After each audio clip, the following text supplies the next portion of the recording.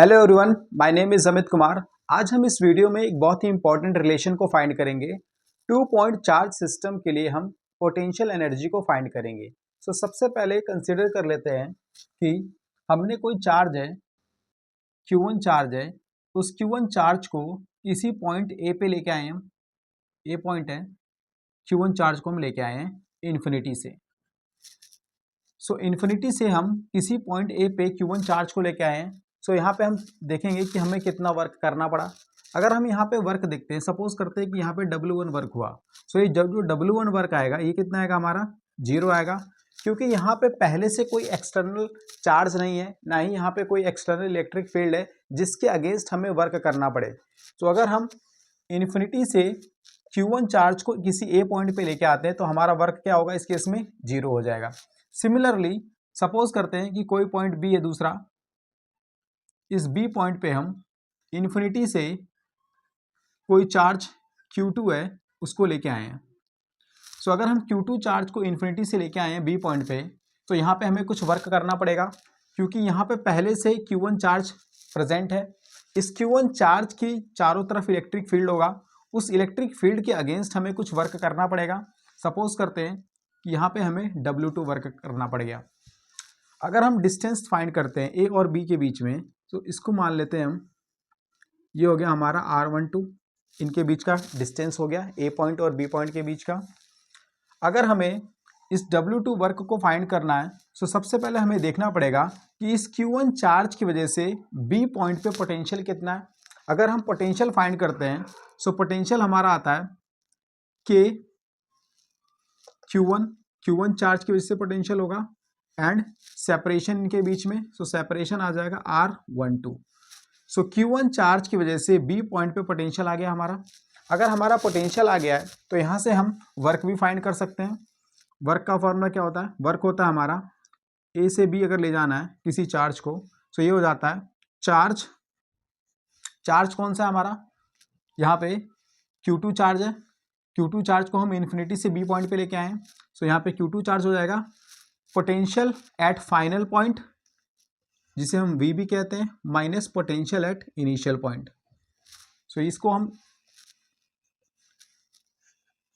Q2 आ जाएगा, ये V यहाँ का मतलब है पोटेंशियल एट फाइनल पॉइंट। जब चार्ज को हम इनिशियल पॉइंट इन्फिनिटी से लेके बी पॉइंट पे लेके आए हैं, बी हमारा फाइनल पॉइंट हो गया। यहाँ पे पोटेंशियल हमने फाइंड कर लिया। पोटेंशियल हमारा क्या है? K Q1 अपॉन में R12 minus potential at A, infinity पे पोटेंशियल हमारा कितना हो जाएगा? 0 हो जाएगा। ये आ गया हमारा वर्क, आ गया हमारा K Q1 Q2 अपॉन में R12।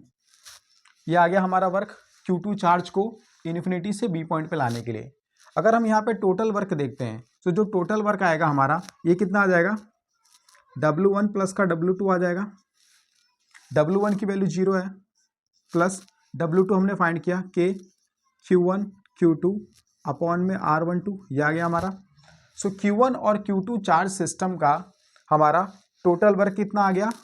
K Q1 Q2 upon में R12।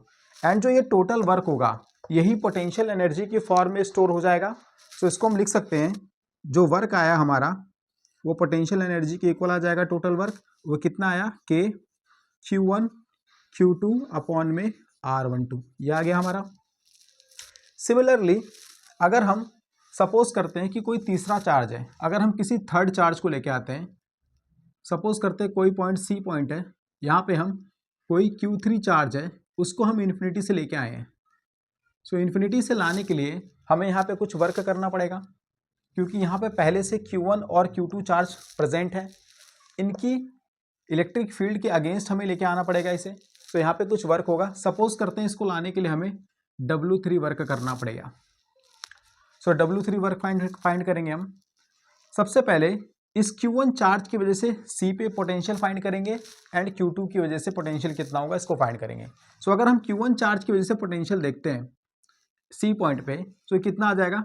सपोज करते हैं इनके बीच का जो डिस्टेंस है, ये इसको मान लेते हैं हम R13, ये सेपरेशन हो गया इसके बीच का। इसी तरीके से ये सेपरेशन भी मान लेते हैं, ये हो गया हमारा R23 हो गया।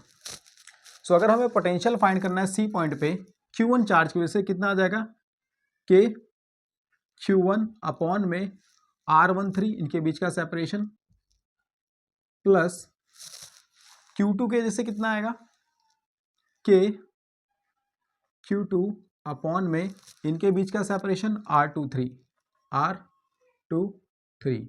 सो ये आ गया हमारा पोटेंशियल, आ गया हमारा सी पॉइंट पे Q1 और Q2 की वजह से।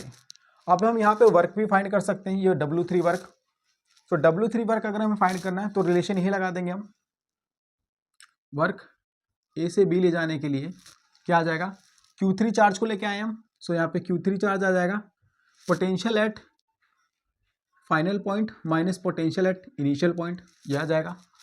सो Q3 आ जाएगा यहाँ से, VB की वैल्यू क्या है, ये पोटेंशियल है Q1 और Q2 की वजह से, तो पोटेंशियल कितना आ गया के Q1 अपॉन में R13 प्लस के Q2 R23 minus potential at A point क्या था हमारा, इनिशियल पॉइंट इन्फिनिटी था, तो इन्फिनिटी पे पोटेंशियल कितना हो जाएगा, 0 होगा। सो ये आ जाएगा हमारा के Q1 Q3 अपॉन में R13 प्लस के Q2 Q3 अपॉन में R23, ये आ गया हमारा W3 वर्क। अगर हम टोटल वर्क देखते हैं Q1 Q2 और Q3 इन तीनों चार्ज सिस्टम की वजह से, तो टोटल वर्क कितना आ जाएगा हमारा, W1 plus W2 plus W3 आ जाएगा, ये टोटल वर्क आ जाएगा। अगर हम W1 की बात करें तो ये 0 था हमारा, W2 अभी हमने फाइंड किया था यहाँ से, ये हमारा W2 वर्क था। तो ये कितना आ गया हमारा के Q1 Q2 अपॉन में R12 प्लस W3, यह हमारा W3 है, इस वैल्यू को यहाँ पुट कर देंगे, यह आ जाएगा के Q1 Q3 अपॉन में R13 प्लस के Q2 Q3 अपॉन में R23। सो ये हमारा आ गया टोटल वर्क इन तीनों चार्ज सिस्टम के लिए।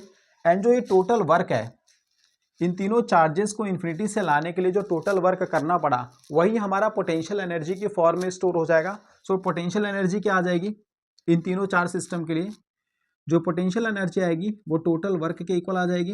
एंड टोटल वर्क कितना गिवन है हमें, के Q1 Q2 अपॉन में R12 प्लस के Q1 Q3 अपॉन में R13 प्लस के Q2 Q3 अपॉन में R23।